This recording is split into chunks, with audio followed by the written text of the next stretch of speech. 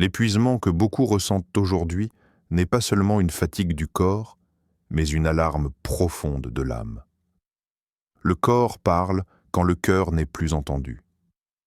Beaucoup de personnes continuent d'avancer mécaniquement. Elles travaillent, sourient, remplissent leurs responsabilités, tout en portant à l'intérieur un poids invisible.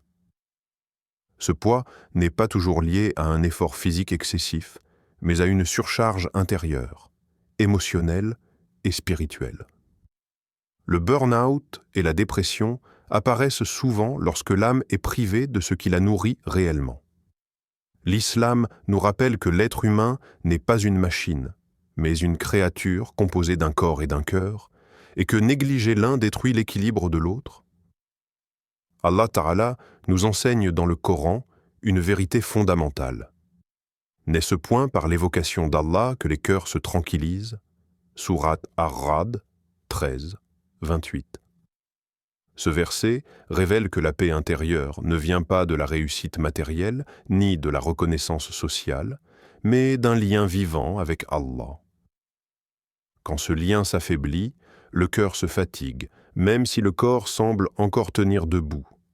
Beaucoup cherchent à soigner leur épuisement uniquement par le repos physique, alors que la source du mal est plus profonde. Le corps peut dormir, mais l'âme reste éveillée, inquiète, lourde et vide. Dans l'expérience humaine, il est courant de confondre endurance et guérison. On apprend à tenir, à supporter, à faire semblant d'aller bien. Pourtant, l'islam n'encourage pas l'autodestruction silencieuse. Le prophète, que la paix et le salut d'Allah soient en moi sur lui, lui-même ressentait la fatigue, la tristesse et l'angoisse, mais il se tournait vers Allah à travers la prière et l'invocation. Lorsqu'il était éprouvé, il disait « Ô Bilal, apaise-nous par la prière ». Cela montre que la spiritualité n'est pas une charge supplémentaire, mais un soulagement pour l'âme épuisée. Spirituellement, l'épuisement est souvent un signal divin, un rappel discret mais puissant. Il indique qu'un déséquilibre s'est installé, trop de préoccupations mondaines, trop de pression, trop d'attentes humaines et pas assez de connexion avec Allah. L'être humain n'a pas été créé pour porter seul le poids de ce monde. Allah dit dans le Coran, « Allah n'impose à aucune âme une charge supérieure à sa capacité. » Al-Baqarah 2, 286. Lorsque la charge semble insupportable, ce n'est pas parce qu'Allah a dépassé cette limite, mais parce que l'âme s'est éloignée de la source qui l'aide à porter ce fardeau. L'image de la lampe est très parlante.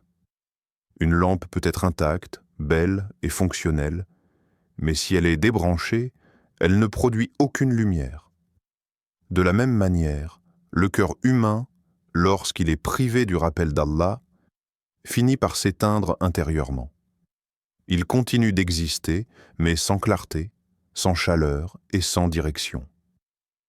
Cet éteignement progressif se manifeste par la fatigue chronique, la perte de motivation, la tristesse inexpliquée et parfois même par des douleurs physiques. Le corps devient alors le messager d'un mal plus profond. L'islam nous apprend aussi que le cœur a des droits, tout comme le corps.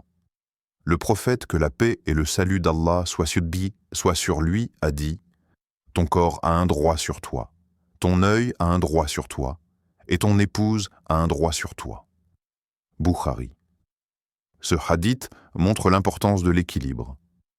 Quand le cœur est négligé, il se défend comme il peut, parfois par le silence, parfois par l'effondrement.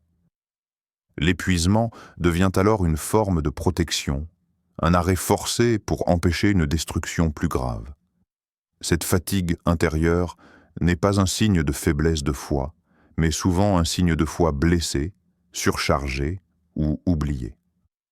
Beaucoup de croyants sincères traversent des périodes d'épuisement spirituel, surtout lorsqu'ils donnent beaucoup aux autres et peu à eux-mêmes. L'âme, comme la terre, a besoin d'eau régulière. Sans rappel, sans prière sincère, sans moment de silence avec Allah, elle se dessèche. Et une terre sèche finit par se fissurer. Reconnaître que l'épuisement vient de l'âme est déjà un acte de lucidité et d'humilité. C'est admettre que l'on a besoin d'Allah, que l'on ne peut pas tout porter seul et que le cœur a soif. Cette prise de conscience n'est pas une fin, mais un seuil. Un seuil où l'on commence à comprendre que la guérison ne se trouve pas uniquement dans l'arrêt des efforts, mais dans le retour à la source. Un retour progressif, sincère, parfois douloureux, mais nécessaire pour rallumer la lumière intérieure. La pression la plus lourde n'est pas toujours celle que les autres remarquent, mais celle que l'on porte en silence. Dans la société actuelle, la valeur d'une personne est souvent mesurée par ce qu'elle produit, par ce qu'elle réussit et par l'image qu'elle renvoie. On applaudit les résultats, les titres, la rapidité, mais on ignore l'état du cœur. Cette logique crée une tension constante. Il faut avancer, prouver, réussir, même quand l'âme est épuisée. Beaucoup se sentent obligés de tenir un rôle, de maintenir une apparence de force, alors qu'à l'intérieur, tout vacille. Cette pression invisible finit par étouffer lentement le cœur. Or, l'islam propose une vision radicalement différente. Allah ne mesure pas la valeur d'un être humain à son rendement, mais à sa sincérité. Il regarde l'intention, l'effort et la vérité du cœur. Une personne peut être discrète, fatiguée, invisible aux yeux des hommes, et pourtant immensément précieuse auprès d'Allah. Le prophète, que la paix et le salut d'Allah soient sur lui, a enseigné que les actes ne valent que par leurs intentions. Cette réalité libère l'âme de l'esclavage du regard des autres. Pourtant, beaucoup l'oublient et tombent dans le piège de la comparaison permanente. La comparaison est l'une des sources majeures de cette pression invisible. On regarde la vie des autres, leurs réussites apparentes, leur bonheur affiché, et on juge sa propre existence à travers ce prisme déformé. Chaque âme a pourtant son propre rythme, son propre chemin et ses propres épreuves. Allah n'a jamais demandé à deux cœurs d'avancer de la même manière.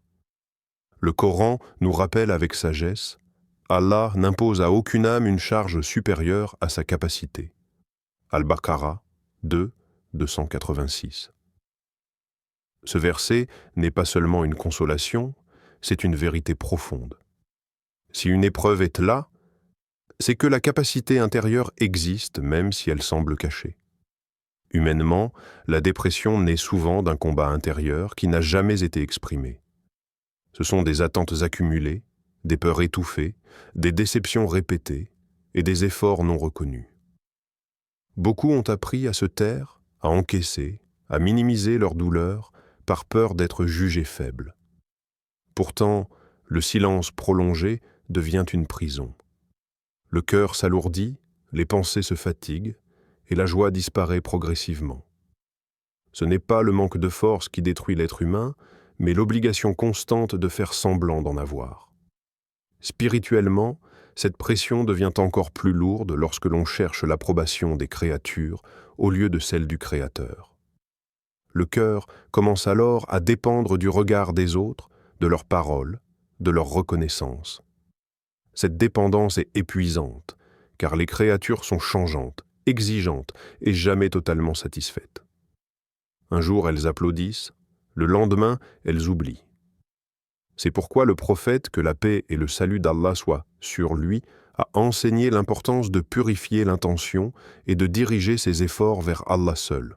Celui qui travaille pour Allah trouve le repos, même dans l'effort. L'image de courir après une ombre illustre parfaitement cette réalité. Plus on avance, plus l'ombre semble s'éloigner, plus on cherche à plaire aux gens, plus on se perd soi-même. L'ombre ne peut jamais être attrapée, tout comme la satisfaction totale des créatures. Cette course épuise l'âme, car elle n'a pas de fin. En revanche, se tourner vers Allah stabilise le cœur. Allah est thabt, constant, et son regard ne change pas selon les humeurs ou les tendances. Quand le cœur se recentre sur lui, la pression invisible commence à se dissiper. L'islam ne nie pas l'effort, le travail ou l'ambition, mais ils refusent qu'ils deviennent une source d'oppression intérieure. Travailler devient alors un acte d'adoration, non une compétition destructrice. L'échec n'est plus une humiliation, mais une étape d'apprentissage. La lenteur n'est plus une faute, mais parfois une miséricorde. Cette transformation intérieure ne supprime pas les difficultés, mais elle change la manière de les porter. Se recentrer sur Allah, c'est remettre chaque chose à sa juste place. C'est comprendre que la valeur d'une âme ne dépend pas de sa performance visible, mais de sa vérité intérieure. C'est accepter d'être humain, limité, parfois fatigué, mais soutenu par un Seigneur qui connaît les combats invisibles. Quand cette conscience s'installe, le cœur respire à nouveau. La pression invisible perd de sa force et l'âme retrouve un espace de paix, même au milieu des exigences de ce monde.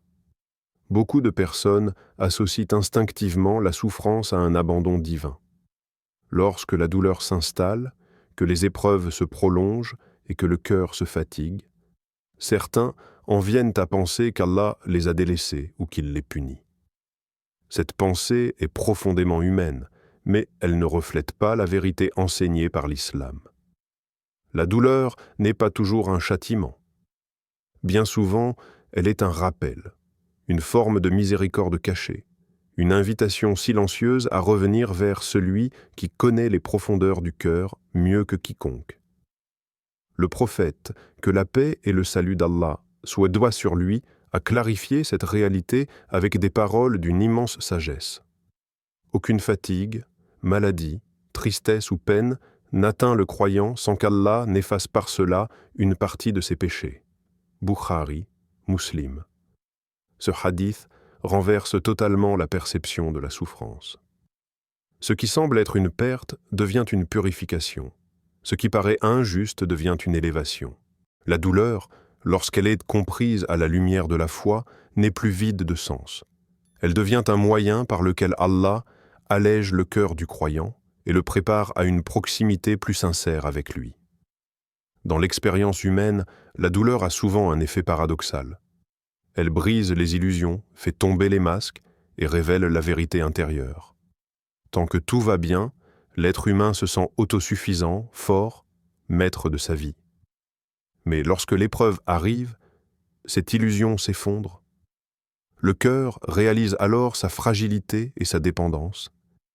C'est précisément dans cet état de faiblesse que beaucoup se rapprochent d'Allah pour la première fois avec sincérité. Les cœurs brisés sont souvent ceux qui invoquent avec le plus d'humilité, car ils n'ont plus rien à quoi s'accrocher en dehors d'Allah. L'islam nous enseigne que les épreuves sont proportionnelles à la capacité spirituelle de la personne. Le prophète, que la paix et le salut d'Allah soient sur lui, a dit que les personnes les plus éprouvées sont les prophètes, puis ceux qui leur ressemblent le plus dans la foi. Cela montre que la souffrance n'est pas un signe de rejet, mais parfois un signe d'élévation. Allah éprouve ceux qu'il aime afin de purifier leur cœur, renforcer leur foi et les détacher de ce qui est éphémère. Cette réalité est difficile à accepter lorsque la douleur est vive, mais elle porte en elle une sagesse profonde. L'image de la terre fissurée est particulièrement révélatrice. Une terre dure et fermée ne laisse pas pénétrer l'eau, mais lorsqu'elle se fissure, la pluie peut enfin nourrir ce qui se trouve en profondeur. De la même manière, le cœur humain, lorsqu'il est brisé par la douleur, devient plus réceptif à la lumière divine. Les invocations deviennent plus sincères, les larmes plus vraies, et la présence d'Allah plus palpable. La douleur ouvre parfois des portes que le confort n'aurait jamais ouvertes. Spirituellement, la souffrance agit comme un rappel puissant de la réalité de ce monde. Elle rappelle que la vie d'ici-bas n'est pas un lieu de repos permanent, mais un passage. Allah dit dans le Coran que l'homme sera éprouvé par la peur, la faim, la perte et la tristesse. Ces épreuves ne sont pas des anomalies, mais une partie intégrante de l'existence humaine. Les accepter comme telles permet de transformer la douleur en cheminement plutôt qu'en révolte intérieure. Il est important de comprendre que cette vision ne nie pas la douleur émotionnelle ou physique. L'islam ne demande pas aux croyants de faire semblant d'aller bien. Même le prophète, que la paix et le salut d'Allah soient sur lui, a pleuré, a ressenti la tristesse et a exprimé sa peine lors de la perte de ses proches. Ce qui distingue le croyant, ce n'est pas l'absence de douleur, mais la manière de la porter. La douleur devient alors un dialogue silencieux avec Allah, un moment de vérité où le cœur se dépouille de l'orgueil et de la prétention. Cette souffrance n'est pas une fin en soi. Elle est un passage vers une foi plus profonde, plus consciente et plus vivante. Beaucoup témoignent que leurs plus grandes transformations spirituelles ont eu lieu dans des moments de grande épreuve. La douleur a agi comme un feu qui purifie l'or. Ce processus est douloureux, mais le résultat est un cœur plus lumineux, plus humble et plus attaché à Allah. Comprendre que la douleur est un rappel et non un châtiment change radicalement la manière de vivre l'épreuve. Elle n'est plus perçue comme une injustice absolue, mais comme une étape dans un cheminement spirituel. Un chemin qui mène à une relation plus authentique avec Allah, débarrassée des illusions du monde, et ancrée dans une confiance plus profonde en sa sagesse et sa miséricorde. Lorsque tout devient trop lourd, lorsque le cœur n'arrive plus à porter ce qu'il ressent, la prière n'est pas une charge supplémentaire, mais un refuge. Beaucoup voient donc parfois la prière comme une obligation à accomplir malgré la fatigue, alors qu'en réalité, elle a été instituée comme un soutien pour l'âme. Allah Ta'ala dit clairement « Cherchez secours dans la patience et la prière ». Al-Baqarah 2, 45. Ce verset ne présente pas la prière comme une épreuve, mais comme un moyen de secours, un appui intérieur lorsque l'être humain se sent dépassé. La prière est ce moment unique où l'âme peut enfin déposer ses valises. Tout ce qui pèse sur le cœur, tout ce qui n'a pas trouvé d'oreille humaine capable de comprendre, peut être déposé devant Allah. Humainement, parler soulage, mais parler à Allah apaise d'une manière que rien d'autre ne peut remplacer. Il n'y a pas besoin de justifier sa douleur, ni de la rendre compréhensible. Allah connaît déjà les blessures, les peurs et les pensées les plus secrètes. Cette certitude seule allège le cœur fatigué. Le prophète, que la paix et le salut d'Allah soient sur lui, avait cette relation profonde avec la prière. Lorsqu'il était accablé par une difficulté, il se tournait immédiatement vers elle. Cela montre que la prière n'est pas réservée aux moments de force spirituelle, mais surtout aux instants de faiblesse. Quand l'âme est épuisée, la prière devient un espace de repos intérieur. Même si le corps est fatigué, le cœur y trouve un souffle nouveau. La prière n'exige pas la perfection, elle accueille la sincérité. Spirituellement, chaque sujude est une descente du fardeau. Plus le croyant s'abaisse physiquement, plus son cœur s'élève intérieurement. Le sujude est l'acte où l'être humain reconnaît sa petitesse et la grandeur d'Allah. Dans cette posture, les soucis se relativisent, non parce qu'ils disparaissent, mais parce qu'ils sont confiés à celui qui les dépasse tous. C'est un instant où l'orgueil tombe, où la fatigue est reconnue, et où la confiance commence à renaître. L'image de déposer son cœur fatigué devant Allah est essentielle. Beaucoup portent leur douleur comme un poids qu'ils refusent de poser, par habitude ou par peur. La prière apprend aux croyants à lâcher prise, même lorsque les mots manquent, même lorsque l'esprit est confus, Allah comprend. Les larmes silencieuses sont des invocations, les soupirs sont des appels. Le prophète, que la paix et le salut d'Allah soient sur lui, a enseigné que Allah est plus proche du serviteur lorsqu'il est en sujude. Cette proximité transforme la prière en un refuge intime, invisible aux yeux des hommes. La prière joue également un rôle éducatif profond. Elle structure le temps, rappelle les priorités et empêche l'âme de se perdre complètement dans les tourments du monde. 5 fois par jour, elle interrompt la course effrénée de la vie pour rappeler au cœur son point d'ancrage. Pour l'âme épuisée, ces pauses deviennent vitales. Elles empêchent l'effondrement total, même lorsque les épreuves persistent. La prière n'enlève pas toujours la douleur immédiatement, mais elle empêche la douleur de détruire intérieurement. L'expérience humaine montre que beaucoup de guérisons commencent dans la discrétion. Pas sur une scène, pas dans un discours, mais sur un tapis de prière, dans un moment que personne ne voit. C'est là que l'âme se reconnecte, que la foi se ravive doucement. La prière agit parfois lentement, mais profondément. Elle ne change pas toujours les circonstances extérieures, mais elle transforme la manière de les vivre. Le cœur devient plus résilient, plus confiant, plus apaisé. L'islam n'enseigne pas que la prière supprime instantanément toutes les souffrances, mais qu'elle accompagne le croyant à travers elles. Elle est une lumière dans l'obscurité, une main tendue quand tout semble s'effondrer. La prière rappelle à l'âme qu'elle n'est jamais seule, même dans le silence. Elle ancre le cœur dans une relation directe avec Allah, sans intermédiaire, sans jugement humain. Quand l'âme est épuisée, elle n'a pas besoin de longs discours, mais d'un refuge sûr. La prière offre cet espace sacré où la fatigue peut exister sans honte. Elle enseigne que demander de l'aide à Allah n'est pas un signe de faiblesse, mais un acte de foi.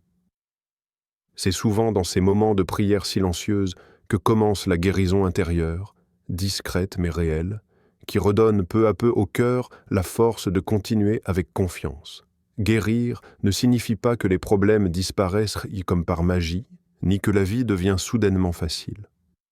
La guérison véritable commence lorsque le cœur retrouve la paix malgré la présence des difficultés. Cette paix n'est pas l'absence d'épreuves, mais une stabilité intérieure qui permet de les traverser sans se perdre. En islam, Allah est Ash-Shafi, le guérisseur. Ce nom divin rappelle que toute guérison, qu'elle soit physique, émotionnelle ou spirituelle, trouve sa source auprès de lui. L'être humain peut chercher des moyens, mais c'est Allah qui accorde la guérison véritable. Le Coran est décrit comme une guérison pour ce qui se trouve dans les poitrines. Ô homme, une exhortation vous est venue de votre Seigneur, une guérison pour ce qui est dans les poitrines. Sourate Yunus, 10,57.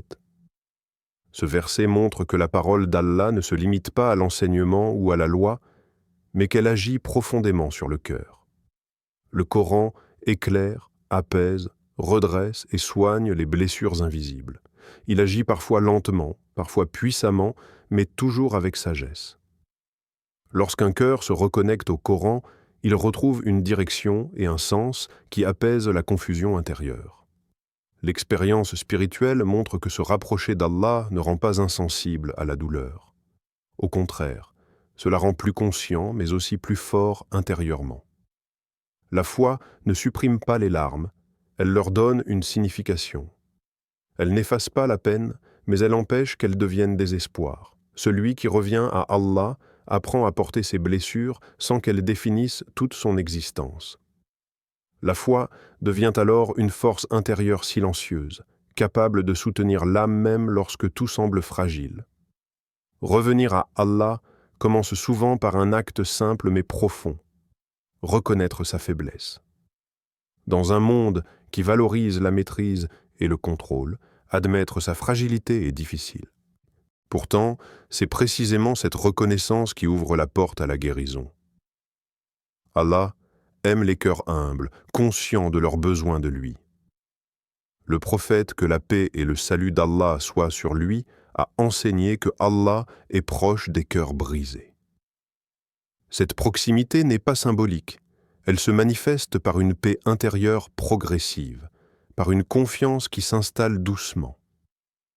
L'image de la lumière dans l'obscurité est essentielle pour comprendre cette guérison. Lorsqu'une pièce est plongée dans le noir, il suffit d'une petite lumière pour changer totalement l'atmosphère. La foi agit de la même manière. Elle ne supprime pas immédiatement l'obscurité, mais elle permet de voir, de respirer et d'avancer. Cette lumière redonne un sens à la douleur. La souffrance n'est plus absurde, elle devient un élément d'un cheminement plus large guidés par la sagesse d'Allah. Revenir à Allah ne signifie pas devenir parfait ou irréprochable. C'est accepter d'être humain, avec ses limites, ses chutes et ses contradictions. L'islam n'exige pas une foi idéale, mais une foi sincère. Allah regarde l'effort, même petit, même irrégulier. Chaque pas vers lui est précieux. Cette bienveillance divine enlève une grande partie de la pression intérieure. Le croyant comprend qu'il n'a pas besoin d'être fort en permanence, car il est soutenu par une force infinie. La guérison par le retour à Allah est souvent progressive. Elle passe par la prière, l'invocation, la lecture du Coran et la remise de confiance. Ce cheminement transforme la relation que l'on entretient avec la douleur. Au lieu de lutter contre elle avec colère, le cœur apprend à la traverser avec patience et espoir.